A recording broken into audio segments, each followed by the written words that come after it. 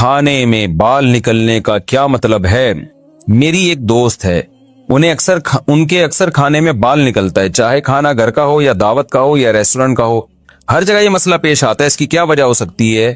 اس بارے میں اگر کوئی دعا ہو تو رہنمائی فرما دیں۔ صبا صاحبہ نے پوچھا ہے، آپ کی دوست جو ہے نا، ان کو بتا دیں کہ یہ کوئی مسئلہ نہیں ہے، یا تو ان کے اپنے بال بہت کمزور ہیں، وہ اس میں گر رہے ہیں، یا کوئی باورچی ایسا ہے جو سر پہ کیپ پہنے بغیر نماز کھانا بنا رہا ہے، اس کے بال گر رہے ہیں، یا یہ کہ کچھ بھی نہیں ہے تو پھر انہیں کی آنکھ میں خدا نخواستہ معذرت کے ساتھ کہیں بال تو نہیں ہے جو ان کو ہر جگہ نظر آ رہا ہے۔ تو ایسا کچھ بھی نہیں ہے، کھانے میں بال اگر ان کے نکل رہے ہیں تو کھانا گندا ہونے کی علامت ہے کہ کوئی کہیں سے بال گر رہے ہیں اس کے اندر، یا ان کی نظر بہت تیز ہے، وہ بال جو عام لوگوں کو نظر نہیں آتا ان کو نظر آ رہا ہے، تو بس بال نکلا کرے تو باورچی سے جا کے پوچھا کریں، بھائی صفائی کا خیال کرو، اور یہ کیا کر رہے ہو، تمہارے بال کیوں گر رہے ہیں اس کے اندر، یا یہ کھاتے ہوئے ان کے اپنے نہ گر رہے ہوں کہیں، اور کوئی جادو جن ٹونا وونا یہ سب یہ جو ہے نا اس کے نام پہ روحانی علاج والے ان کو الو بنائیں گے اور ان کی دکانیں چلیں گی۔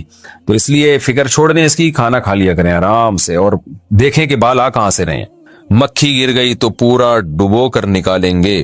میں نے ایک حدیث سنی ہے کہ مکھی کسی پینے کی چیز میں چلی جائے تو اسے پورا ڈبو کر باہر نکال دینا چاہیے، تو پھر وہ چیز استعمال کر لیں۔ اس بارے میں تفصیل سے بتا دیں۔ راشد صاحب انڈیا سے، جی صحیح حدیث ہے، نبی صلی اللہ علیہ وسلم نے فرمایا کسی کے کھانے میں اگر مکھی گر جائے تو اسے مکمل ڈبو کے باہر نکال دے، کیونکہ اس کے ایک پر میں بیماری ہے تو دوسرے پر میں شفا ہے، تو یہ جائز ہے، اگر گر جائے تو اس کو ڈبو کے باہر نکال کے پھینک سکتے ہیں۔ اب اس میں پھر علماء نے بحث کی ہے کہ جسمانی شفا ہے یا مادی شفا ہے، یعنی روحانی شفا ہے یا مادی شفا ہے۔ بعض نے کہا اس سے تکبر ختم کرنے کے لیے کہا گیا، یہ واللہ عالم، اب یہ تو قیامت کے دن ہی پتہ چلے گا۔ تو خلاصہ بہرحال حدیث کا یہی ہے کہ اس عمل میں کوئی حرج نہیں ہے، لیکن یہ چیزیں ایسی نہیں ہے کہ ان پر عمل کرنا واجب ہو۔ حدیث میں اباحت ہے، اباحت یعنی امر اباحت کے لیے کہ یہ جائز ہے، یعنی کھانا اس سے ناپاک نہیں ہوگا، کیونکہ اس کا امکان تھا نا کہ مکھی گر گئی تو پتہ نہیں کھانا ناپاک تو نہیں ہو گیا، تو اس سے ناپاک نہیں ہوتا، بلکہ آپ اس کو ڈبو کے باہر نکال کے پھینک دیں۔ آپ تو نبی نے جو فرمایا شفا ہے تو شفا ملے گی، اب چاہے وہ مادی ہو چاہے وہ روحانی ہو۔ لیکن اگر کسی کی طبیعت میں بہت زیادہ گراوٹ ہے یا کھانا اتنا تیز گرم ہے کہ مکھی گر کے وہ پگھل گئی اندر، اس کی علائش نکل جاتی ہے، تو پھر یہ عمل ٹھیک نہیں ہے، کیونکہ حدیث میں جس کھانے کا تذکرہ ہے وہ تو نارمل کھانا جو عام طور پر جو نارمل ٹیمپریچر والا ہوتا ہے اس کے بارے میں۔ تو تیز گرم کھولتی ہوئی چائے میں گر جائے، اس بیس پہ کوئی پوری چائے اگر نہ پیے تو اس میں کوئی حرج نہیں ہے۔ تو یہ کوئی واجبی حکم نہیں ہے، یہ ایک جائز حکم ہے جس پر عمل کیا جا سکتا ہے۔ کھانے کے بعد کیا پانی پینا سنت ہے؟ کیا کھانے کے بعد پانی پینا سنت ہے؟ محمد مستقیم کراچی سے۔ دیکھیں، سنت کا مطلب دینی سنت تو بہرحال نہیں ہے، البتہ نبی صلی اللہ علیہ وسلم سے کھانے کے بعد پانی پینا آپ کے قول سے بھی ثابت اور آپ کے عمل سے بھی ثابت ہے، لیکن اس کو دینی سنت نہیں کہیں گے۔ آپ نے جو کی روٹی کھائی، اب یہ تو نہیں کہ جو کی روٹی کھانا دین کی سنت ہے۔ آپ نے گدھے کی سواری فرمائی، تو اب یہ تو نہیں کہ گدھے پہ سوار ہونا سنت ہے۔ آپ جا رہے ہیں جناب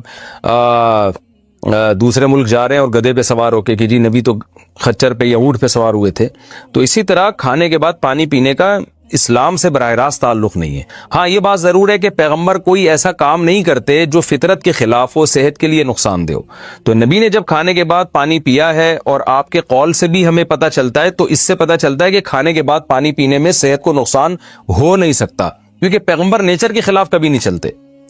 پہلے تو میں بتاتا ہوں کہ قول کیا ہے اور نبی کا عمل کیا ہے۔ صحیح حدیث سے ثابت ہے، آپ صلی اللہ علیہ وسلم نے شدید بھوک میں کھجوریں کھائیں اور اس کے بعد پانی پیا کنویں کا تازہ، اور پھر فرمایا کہ ہم سے ان نعمتوں کے بارے میں قیامت میں سوال ہوگا، تو کھجور ہی کھانا تھا اس وقت، اس کے بعد پانی بھی پیا آپ نے۔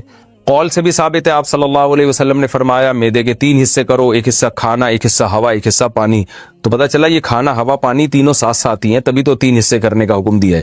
تو یہ قول ہے جس سے پتہ چل رہا ہے کھانا پانی ساتھ ساتھ ہے۔ قرآن سے بھی اشارہ ملتا ہے کلو وشربو، کھاؤ اور پیو، تو بظاہر یعنی 100% تو نہیں، اشارہ بہرحال مل رہا ہے، لیکن یہ جو حدیث میں ہے نا کہ ایک حصہ کھانا، ایک حصہ پانی، ایک حصہ ہوا، اسی سے یہ بھی بات ثابت ہوتی ہے کہ نبی نے جو کھانے کے بعد پانی پیا ہے، یا اس حدیث سے پتہ چلتا ہے یہ جب ہے جب کھانا 1/3 کھایا جائے اور 1/3 سانس کے لیے جگہ چھوڑی جائے اور 1/3 پانی کے لیے۔ آج جو ڈاکٹر اور حکیم منع کرتے ہیں کہ کھانے کے بعد پانی نہ پیو، وہ اپنی جگہ درست ہیں۔ وجہ اس کی ہے کہ کھانے میں آپ نبی کی سنت کو فالو نہیں کر رہے، صرف پانی پینے میں کر رہے ہیں۔ کھانا آپ اپنے کلچر کے حساب سے کھا رہے ہیں، یعنی کھانے کے بجائے اس کو پھوڑنا کہتے ہیں، کھا نہیں رہے بلکہ پھوڑ رہے ہیں بیٹھ، اور پانی بھی جو ہے نا پھر اس کے بعد پی رہے ہیں تو جگہ ہوتی نہیں ہے, وہ پانی پینے سے اور پھول کے وہ تباہی بن جاتا ہے اور اس کو جگہ نہیں ملتی, پھر وہ مختلف کھانچوں میں وہ آپ کی انتڑیوں میں گھس جاتا ہے کھانا, اور پھر جو تباہیاں بربادیاں پھیلاتا ہے, پھر ایک دن ایک دھماکے کے ساتھ آپ پھٹ پھٹا جاتے ہیں اور لوگ کہتے ہیں آج حضرت فلاں دامت برکاتہم یا فلاں صاحب آج اس دار فانی سے کوچ کر گئے. تو وہ اپنی حماقتوں سے کوچ کیے ہوتے ہیں, اللہ سب کی مغفرت فرمائے. بہرحال تو کھانے کے بعد جو ڈاکٹر یا حکیم کہتے ہیں پانی نہ پیو, وہ آج کے کھانے کے حساب سے کہتے ہیں کہ آپ پھوڑتے ہیں, یعنی بہت زیادہ کھاتے ہیں. تو اگر جو حدیث میں جس طرح سے کھانے کا حکم دیا گیا بہت تھوڑا سا کھایا جائے تو اس کے بعد پانی پینے میں کوئی حرج نہیں ہے. ہم نے دیکھا ہے بہت سے حضرات کو کھانا کھا کے پانی پیتے ہیں اور بڑی لمبی عمریں ان کی, نہ ان کو بدہضمی ہوتی ہے اور کھانے کے بعد ہی پانی کا اصل مزہ بھی آتا ہے. لیکن بہرحال آپ یہ رسک نہ لیں, کھانا کھائیں اور پانی 2 گھنٹے بعد 3 گھنٹے بعد پئیں, اس سے ہضم اچھا ہوگا. کیونکہ آج وہ سنت کے مطابق کھانا بہت کم بھی کھا نہیں سکتے, اتنا تھوڑا آج کل لوگ, وہ عادتیں خراب ہو گئی ہیں. اچھا, اس میں ایک میڈیکل سائنس کی بات ہے, وہ اس کا شریعت سے تعلق نہیں ہے, کہ جن کا وزن بہت زیادہ ہے نا وہ کھانے کے بعد اگر پانی پئیں تو گرم پانی پئیں, بوائل, یعنی گرم سے مراد ٹیمپریچر ہو, قہوے والا پانی نہیں ہوتا, ایک کپ جیسے قہوے کی طرح چائے کی طرح اس گرم گرم پانی کو پی لے. تو تجربہ ہے, مشاہدہ ہے, تجربہ بھی دوسروں پہ ہی ہے لیکن خود بھی ہے کہ اگر آپ یہ کریں گے تو وہ ہضم اچھا ہوتا ہے اس سے اور ویٹ نہیں بڑھتا. تو اگر پانی پینا ہی ہو آپ نے تو یعنی گرم پانی پی لیا کریں, اس سے ویٹ نہیں بڑھے گا. لیکن یہ باریک لوگوں کے لیے نہیں ہے, دبلے لوگوں کے لیے نہیں ہے, یہ موٹے لوگوں کے لیے, جہاں تک ٹوٹی پھوٹی میری تحقیق ہے. پرسنل بوتل سے منہ لگا کر پینا, کیا بوتل سے منہ لگا کر پینا ناجائز ہے؟ نیز اگر کسی آدمی کی پرسنل بوتل ہو, کیا کوئی دوسرا اس سے نہیں پیتا تو کیا حکم ہوگا؟ شیر خان. نبی صلی اللہ علیہ وسلم نے بوتل سے منہ لگا کے یا مشکیزے سے منہ لگا کے پانی پینے سے منع کیا ہے, لیکن یہ منع حرام کے درجے میں نہیں کیا, ناپسندیدہ سمجھا اس کو. لیکن ظاہر ہے یہ اسی صورت میں ہے کہ جب دوسرے بھی اسی سے پی رہے ہو تو ہر آدمی کے ہونٹ ایک ہی جگہ لگ رہا ہے یا تھوک لگ رہا ہے, ایک تھوڑا سا اس سے انسان کو کراہت آتی ہے. تو آپ کی پرسنل بوتل ہے تو پینے میں کوئی حرج نہیں ہے, لیکن اگر مشترک چیز ہے تو پھر بہتر یہی ہے کہ اس سے اجتناب کیا جائے, بلکہ گلاس میں ڈال کے پانی پیا جائے. بوتل سے منہ لگا کر پانی پینا ایک شبہ کا جواب. شیر خان. شیر خان بھائی اپنی لوکیشن تو بتایا کریں, شیر خان سے تو لگ رہا ہے کہ آپ کسی جنگل میں رہتے ہیں, شیر اور آپ شکار کرتے ہیں ماشاءاللہ. تو لوکیشن بتایا کریں کہ کہاں سے ہیں, کے پی کے سے ہیں, بلوچستان سے ہیں, کراچی سے ہیں, امریکہ سے ہیں, کہاں سے ہیں. آپ نے فرمایا تھا کہ جو بوتل سے منہ لگا کر پانی پیتا ہے اس میں کراہت ہے اور وہ ناجائز ہے. تو اگر کسی آدمی کی پرسنل بوتل ہو, کوئی دوسرا اس سے نہیں پیتا, تو اس کا کیا حکم ہے؟ دیکھیں شیر خان بھائی, پہلے تو میں نے یہ نہیں کہا تھا کہ بوتل سے منہ لگا کر ڈائریکٹ پانی پینا ناجائز ہے, مکروہ ہے, ناپسندیدہ ہے, حدیث میں ممانعت ہے. تو حدیث میں جو منع کیا گیا ہے وہ کراہت کے درجے میں, کیونکہ ان چیزوں کا تعلق آداب سے ہوتا ہے, رہن سہن کے, تو یہ حلال و حرام سے تعلق نہیں ہوتا ان چیزوں کا. تو وہ منع کیوں کیا نبی صلی اللہ علیہ وسلم نے, یعنی ناپسند کیوں کیا؟ اس کی وجہ یہی ہے کہ ظاہر ہے ایک ہی بوتل سے دوسرا آدمی کو کراہت آ سکتی ہے, آپ کا تھوک اس میں جا سکتا ہے وغیرہ وغیرہ. تو اگر آپ کی اپنی پرسنل بوتل ہے تو پھر میرا خیال ہے اس میں کوئی کراہت نہیں ہونی چاہیے, کوئی دوسرا اسے استعمال نہیں کر رہا ہے تو ٹھیک ہے, جائز ہے, جائز وہ بھی ہے, لیکن یہ اس میں کراہت اور کم ہو جائے گی. تو قدرت کی طرف سے غریب ہونا, قدرت کی طرف سے بیمار ہونا, اس میں اللہ کی مدد ہوتی ہے. جو اپنی حماقتوں سے لوگ پراٹھے کھا کھا کے بیمار ہوتے ہیں, اللہ کی طرف سے پھر مدد نہیں ہوتی ہے. پراٹھا آ گیا تو میں 1 منٹ کی بات کہہ دوں, دیکھو میں کچھ باتیں بیان میں کہتا ہوں, لوگ ایز اٹ از اس کو لے کے اپنی صحتوں کو برباد کرتے ہیں. اب میں اکثر پراٹھے کا ذکر, ہوٹل کا پراٹھا, سفید پراٹھا, گھی کا پراٹھا, یہ والا پراٹھا, دمبے کی چربی, فلانے کی چربی, لوگ اس کو ایز اٹ از لیتے ہیں. پہلے ہی کولیسٹرول کے ڈبے بن چکے ہیں, وہ گھی کے ڈبے بن چکے ہیں. جب وہ یہ چیزیں کھانا شروع کرتے ہیں تو وہ اور زیادہ پھٹ پٹا کے دھماکے سے ہلاک ہو جاتے ہیں. پھر میرے اوپر الزام لگتا ہے کہ اس نے ہمیں پراٹھوں پہ ڈالا ہے. سمجھتے ہو کہ نہیں سمجھتے؟ ایک چھوٹی سی بات آپ سے کر دوں تاکہ پراٹھے اور گھی کی چربی, آپ کی دمبے کی چربی سمجھ میں آئے. آپ ایک تو میں نے دمبے کی چربی پہ بیان کیا ہے, اس میں نے ورزش کا بھی تذکرہ کیا ہے. اب آپ چربی تو کھا رہے ہو دمبے کی, ایکسرسائز بالکل بھی نہیں. ابھی میں یورپ گیا نا, بعض ڈاکٹروں نے کہا یار آپ نے کیا لوگوں کو فیٹ پہ لگا دیا, دمبے کی چربی پہ لگا دیا, پہلے ہی لوگ کولیسٹرول کے مریض بنے ہوئے. میں نے کہا ڈاکٹر صاحب ہم نے چربی پہ لگا کے لوگوں کو تھوڑا سا واکنگ کا, جاگنگ کا مشورہ بھی دیا ہے کہ انرجی یوٹیلائز بھی کرو, کم بھی کھاؤ, یہ بھی بولا ہے. اب یہ تھوڑی کہ 3-4 پراٹھے پھوڑنے کے بعد آپ دمبے کی چربی بھی کھا رہے ہو بیٹھ کے, وہ تو مرو گے. تو ایسے ہی ہے جیسے 4 شادیوں والا بیان تو سن لیا, عدل و انصاف والا بیان وہ اس دن اتفاق سے اس بیان میں آئے نہیں تھے. وہ ایسے ہے نا, ایک آدمی گیا, بھائی یہ کلپ پورا بنا دینا جو جہاں سے شروع کیا, یہ بیچ میں نا گڑبڑ ہو جاتی ہے, ادھوری باتیں آ رہی ہوتی ہیں.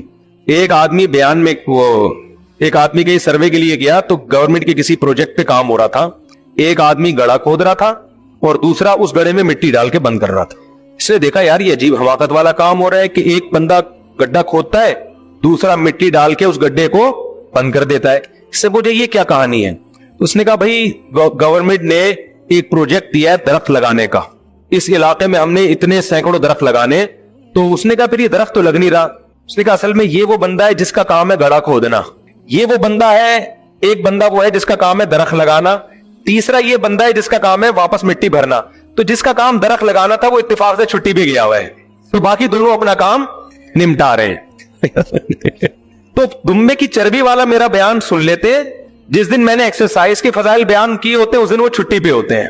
4 شادیوں والا بیان میرا سن لیتے, جس دن میں نے حقوق کی بات کی ہوتی ہے اس دن وہ لوگ چھٹی پہ ہوتے ہیں. 2 پٹھان ہوٹل کے پراٹھوں والا بیان سن لیتے, جس دن میں نے ورزش کی اور پھر ایک دن ایک ٹائم کے کھانے کے ناغے کی بات کی ہوتی ہے اس دن وہ اتفاق سے چھٹی پہ ہوتے ہیں. تو خوب سمجھ لیں آپ پراٹھے پھوڑے تو اللہ کی نعمتیں یار, کھانے پینے کے لذتیں کون قربان کرے گا؟ پھر رہ کیا گیا یہ نا, ہم تو پیتے پلاتے تو ہے نہیں, اللہ کا شکر ہے. تو یہی تو ہمارے مزے ہیں زندگی کے. تو اب اس میں ایک چیز کا خیال کیا کریں کہ 40 سال کے بعد آپ لپڈ پروفائل کا ٹیسٹ لازمی کرائیں, کولیسٹرول لیول چیک کریں اپنا. میں چیک کرتا ہوں, سال میں 1 دفعہ کر لیتا ہوں یہ کام, 1 سال میں نہیں تو 2 سال میں تو کر لیتا ہوں. تو میری تمام رپورٹس الحمدللہ کلیئر ہیں, شوگر کی بھی اور کولیسٹرول کی بھی اللہ کے فضل سے. باقی پھر بھی اللہ مارنے پہ آ جائے تو ہم نے بڑے بڑے کلیئر لوگوں کو دیکھا بیٹھے بیٹھے لڑک جاتے ہیں. تو میں اپنے بارے میں کوئی فنڈر گیری کا دعویٰ نہیں کر رہا کہ مجھے کچھ نہیں ہوگا, جب ہونا ہوتا ہے تو بیٹھے بیٹھے ہو جاتا ہے. اونٹ پہ بیٹھے ہوئے آدمی کو کتا کاٹ لیتا ہے. تو میں اس خوش فہمی میں نہیں ہوں کہ ہم نہیں مریں گے, ہمارے ساری رپورٹیں کلیئر ہیں, شوگر کی بھی, کولیسٹرول کی بھی, فیٹ کی بھی ایک دم موقع کی رپورٹ ہے, تو اب کچھ بھی نہیں ہوگا. بڑے بڑے رپورٹیں کلیئر ہیں, دیکھی ہیں, رات کو سوئے صبح پولیس سے بھی نہیں اٹھا. مائیکل جیکسن کی مثال ہمارے سامنے ہے. لیکن اسباب کی حد تک تو ہم نے کام کر لیا نا. اب اگر مر بھی گئے, بیمار ہو گئے, تو یہ کس کی قدرت سے ہوں گے؟ اللہ کی قدرت سے ہوں گے, اپنی طرف سے. بھائی جو بہت وہمی بھی نہیں بنو کہ ہر وقت رپورٹیں ہی کراتے رہو بیٹھ گئے. بعض لوگ وہمی ہو جاتے ہیں, ہر وقت رپورٹیں, اتنا بھی نہیں. لیکن 40 سال کے بعد اس جو غذائیں ہم لوگ کھا رہے ہیں, جس انوائرمنٹ میں ہم لوگ رہ رہے ہیں, یہاں یہ میں سمجھتا ہوں ضروری ہے کہ آپ سال میں 1 دفعہ شوگر کا اور کولیسٹرول کا, لپڈ پروفائل میں سب چیزیں آ جاتی ہیں, وہ ٹیسٹ لازمی کرا لیں. شوگر کا تو الگ سے کرانا پڑے گا. کیوں؟ جو لوگ نہیں کراتے نا, اور فنٹر گیری یادا ہے, ٹیسٹ ویسٹ سے کچھ نہیں ہوتا, جب وہ بیمار ہوتے ہیں نا تو خون کے آنسو ہوتے ہیں. وہ پھر صرف پراٹھے نہیں چھوٹتے, پھر اور بہت ساری چیزیں چھوٹ جاتی ہیں ان کی. سمجھتے ہو کہ نہیں سمجھتے؟ میں ایسے لوگوں کو جانتا ہوں, میں نے ان سے کہا یار آپ 50 سال کے ہو گئے, آپ بی پی تو چیک کیا کرو اپنا. اب یہ چیک ویک کرنے سے آدمی وہمی ہو جاتا ہے. تھوڑے دنوں میں مارکیٹ سے کیا ہو گئے, شارٹی ہو, اچانک بی پی ان کا ہائی ہوتا تو ان کو پتہ ہے. بلڈ پریشر خاموش قاتل ہے. بلڈ پریشر کیا ہے؟ خاموش قاتل. پتہ ہی نہیں چلتا کب کڈنی پہ اٹیک کر کے کڈنی کا بیڑا غرق کر دے اور کب برین ہیمریج ہو جائے. تو ہماری صحتیں وہ نہیں ہے جو یورپ میں لوگوں کی ہیں, گوروں کی ہیں. میں 3 ہفتے تقریباً یورپ میں رہا ہوں, پراٹھے بھی کھائے, سب کچھ کھایا, ایک دن بھی پیٹ نہیں خراب ہوا. پتہ نہیں پانی ہے, ہوا ہے, کیا ہے. یہاں آتے ہی ایک دم سیٹنگ آؤٹ ہونا شروع ہو گئی. تو پاکستان میں تو میرے بھائی فرض سمجھتا ہوں میں کہ سال میں آپ, ہم نہیں کہہ رہے 2 سال میں کرا لیا کرو, چلو 1 سال میں نہیں, شوگر کا, بلڈ پریشر کا اور کولیسٹرول کا ٹیسٹ لازمی اپنے خرچے پہ بولو نا کرا لیا کریں. اس سے آپ کو پتا چلتا رہے گا کتنے تک پراٹھے آپ افورڈ بولو کر سکتے ہو. سمجھتے ہو کہ نہیں سمجھتے؟ تو اللہ کا شکر ہے اب تک پراٹھے افورڈ جو سیٹنگ چل رہی ہے نا, جو ٹیسٹ ہے وہ صحیح آ رہے ہیں الحمدللہ. تھوڑی بہت ایکسرسائز بھی کر لیتا ہوں, واکنگ بھی کر لیتا ہوں. سمجھتے ہو کہ نہیں سمجھتے؟ نیند جب کمی ہو تو پھر اس کو پورا کرتا ہوں کسی طریقے سے. جیسے سفر میں نیندیں نہیں ہو رہی ہوتی ہے, زیادہ ٹینشن, اس کو میں پھر پورا کرتا ہوں. میں اس میں کمپرومائز نہیں کرتا. میرے گھر والوں کو پتا ہے کہ جب میری کھوپڑی گھومتی ہے اور میں کہتا ہوں سونا ہے, تو پھر کسی کا باپ بھی نہیں ہم کو جگا سکتا, پھر سونا ہے. پھر کوئی فون بھی فلائٹ موڈ پہ, وہ تو اکثر رہتا ہے. کیونکہ جب آدمی کی نیند خراب ہوتی ہے, ڈپریشن میں جانا شروع کرتا ہے, اسٹریس میں جاتا ہے. نیند کی کمی سے اتنے مسائل کھڑے ہوتے ہیں نا, اتنے مسائل کہ آپ 100% درست ہو کے بھی 100% خراب ہو جاتے ہو. آپ इतने मसाइल, एक तो चिड़चिड़ा हो जाता है आदमी, बात बात पे वैसे गुस्सा कर रहा होता है। तो इसलिए ये जो है ना, अपने माँ बाप का तो लाजमी कराओ, उन पे तरस खाओ। ऐसे केस देखो, हम दुनिया में ट्रेवलिंग की है, हम मुल्क में भी बहुत ट्रेवलिंग की है, बहुत लोगों से मिले। अब्बा का ब्लड प्रेशर चेक नहीं करते थे बच्चे, एक दिन हाई हुआ, अब्बा कोमे में चले गए, 20 साल से 15 साल से बिस्तर पे कोमे में पड़े हुए। यार उससे बेहतर नहीं था कि तुम कर लेते, ताकि उसी वक्त कंट्रोल कर लेते इसको। आप टेस्ट करा लो, हो सकता है शुगर होने वाली हो आपको, अभी से कंट्रोल कर लोगे तो 10-20 साल आगे चली जाएगी। नहीं करा रहे आप, खाए जा रहे हो, फैट बढ़ता जा रहा है। जब हो गई तो ये छोड़ने पड़ेंगे लड्डू। अभी अल्लाह का शुक्र है, हम रसगुल्ले भी खा सकते हैं, लड्डू भी खा सकते हैं और पराठे भी फोड़ सकते हैं। मलाई तो अभी भी नहीं छोड़ता मैं, घर में जाता हूं मैं मलाई नहीं छोड़ता। मलाई तो जब मलाई आती है ना, उसके ऊपर क्या जबरदस्त मंजर होता है यार, खुदा की कसम। यूरोप में एक वॉशरूम में लोटा देख के इतनी खुशी नहीं हुई मुझे जितना घर में मलाई देख के खुशी होती है। हालांकि कोलेस्ट्रॉल है वो फुल, डॉक्टर मना करते हैं, लेकिन यार हम कैसे छोड़ दें यार। तो वो मलाई है, उसको चम्मच से हम खा जाते हैं, अल्लाह का शुक्र है, अल्हम्दुलिल्लाह। लेकिन फिर ये है कि आदमी थोड़ा सा भागे दौड़े भी, कुछ सारे मलाई फोड़ता रहे, पराठे ही फोड़ता रहे, बाकी कुछ ना करे तो वो तो फिर फटेगा ना, वो तो खिचड़ी खा के भी फटेगा फिर वो। तो इसलिए फिर भी मैं कहता हूं, मैं कोई ये नहीं कह रहा कि बहुत कोई हमारी खानदानी सेहत है। बैठे बैठे आदमी, बड़े बड़े हमने सेहतमंद लोग देखे हैं, बड़ी बड़ी बातें करके गए और इन्ना लिल्लाह हो गया। समझ रहे हो ना, मौत तो ऐसी चीज है भाई, अल्लाह जब चाहेगा। अभी एक 35 साल की लेडी डॉक्टर, कैंसर की स्पेशलिस्ट, कैंसर से डेथ हो गई, कैंसर की स्पेशलिस्ट लेडी डॉक्टर। और जब कैंसर का पता चला तो आखिरी स्टेज पे था। वो लेडी डॉक्टर को अपना नहीं पता चला कि मुझे कितना खतरनाक कैंसर है। तो ये इबरत के लिए काफी है ये वाकयात। तो सेहत वेहत ये ऐसी चीजें नहीं है जिसपे इंसान शो मारे। 2 मिनट में बंदा मार्केट से क्या होता है, शॉर्ट होता है, ऐसा पता ही नहीं होता अंदर बॉडी में हो क्या रहा है। तो रिपोर्टें सब क्लियर आ रही होती है और पता चलता है, एक दिन पता चला कि हजरत की रिपोर्ट ही क्लियर नहीं है, यानी इन्ना लिल्लाही हो गया उनका। तो इसलिए इस पे फख्र करने की बात नहीं है, लेकिन अपनी जिम्मेदारी इंसान पूरी करे, अपनी सेहत का ख्याल रखे, कोलेस्ट्रॉल वगैरह चेक करता रहे, फिर पराठे फोड़ता रहे बैठ के। तो अब आप पराठे खाने से पहले ये देख लो कि आप पराठा अफोर्ड कर सकते हो या बोलो नहीं। फिर भी डॉक्टर कहते हैं कि फिर भी ना खाओ तो ज्यादा अच्छा है। डॉक्टर अगर मेरी भी रिपोर्ट देखेंगे तो यही बोलेंगे, यार ना खाओ ना, अच्छा है तो फिर क्यों खा रहे हो, और अच्छा हो जाए। तो हम डॉक्टर से कहते हैं दुनिया में सेहत के अलावा भी गम है बहुत सारे, खाली सेहत ही को फोकस करे और लज्जतें छोड़ दे तो डिप्रेशन से मर जाए आदमी। अब आपने देखा होगा कुछ लोग पत्ते खा रहे होते हैं, घास फूस, डाइट प्लान, बड़े मॉडर्न तबका है ना हमारा, बहुत डाइट प्लान। सुबह नाश्ते में एक अंडे को हाथ लगा के हाथ वापस खींच लेना है, ये डाइट प्लान चल रहा है ना इनका। वेट लॉस करना है एक्चुअली इंसान, वो मोटिवेशन की मिली हुई होती है। किसी मोटी ने वेट कम किया होता है तो उसने मोटिवेशन दी हुई होती है, ठीक है ना। किसी मोटी जो कम वेट की हो उसकी मोटिवेट होने की वजह से आप भी उस मोटी का वेट देख के अपना वेट कम करने में लगे होते हैं। तो वो एक्चुअली ये फिर ना वो ये अंडे को थोड़ा सा यूं घुमाया और नमक थोड़ा सा, चीनी बिल्कुल नहीं, ठीक है ना। चीनी सही है ना। तो ऐसे ठीक है, सेहतें उनकी बड़ी खानदानी हो जाती है, लेकिन यार जिंदगी का तो क्या करना है इतना जी के। वो चाइना वाली बात है, वो गर्म पानी पीते हैं, ठंडा पीते ही नहीं पूरी जिंदगी। तो ऐसा भाई ठंडा पानी पी के मर जाना ये बेहतर है गर्म पानी पी के जिंदा रहने से। 4 दिन की जिंदगी थोड़ा सा तो एंजॉय करो लाइफ को यार। तो तमीज से बहुत ज्यादा वहमी बनने की जरूरत नहीं, क्योंकि ये सेहत का ताल्लुक भी मेडिकल साइंस से इतना नहीं है जितना अल्लाह की मर्जी से है।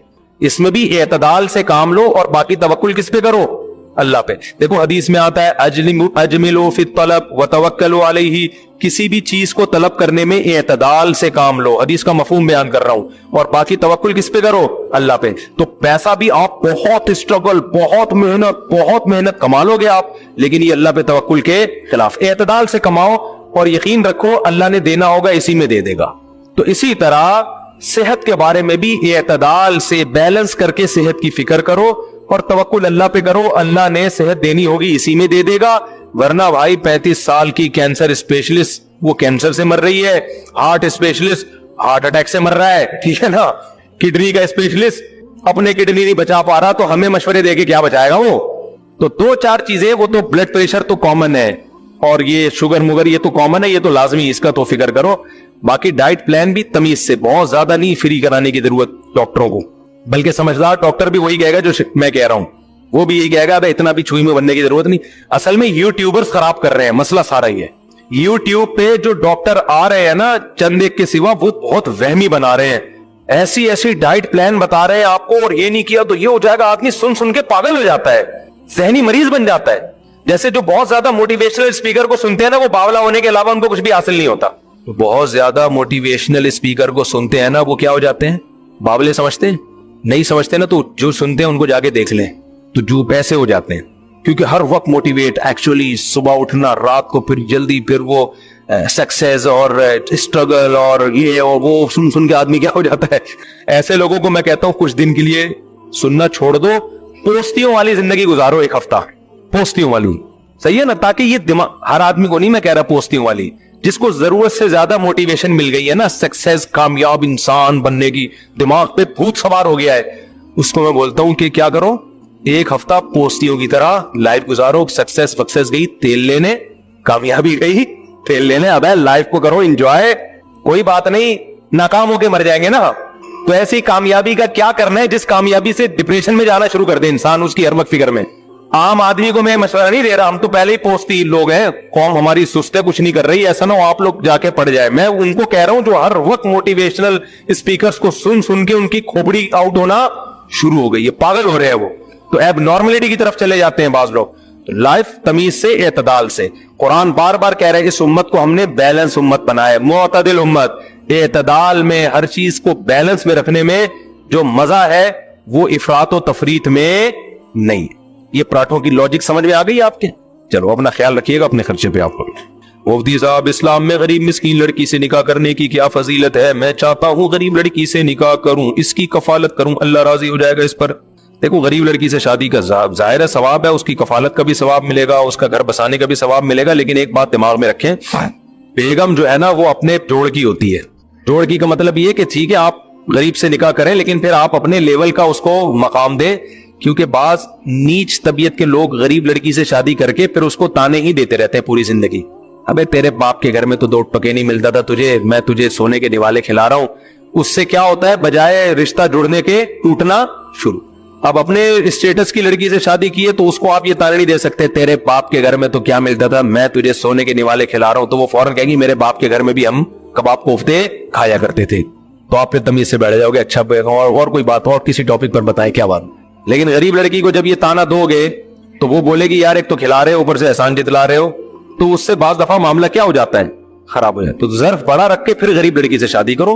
समझते हो कि नहीं समझते? जर्फ बड़ा रखो और फिर गरीब लड़की से। दूसरा, लड़की माली लिहाज से गरीब हो, सोच की गरीब ना हो। सोच की क्या हो, गरीब ना हो। बाज दफा लड़की मालदार होती है, सोच की गरीब होती है।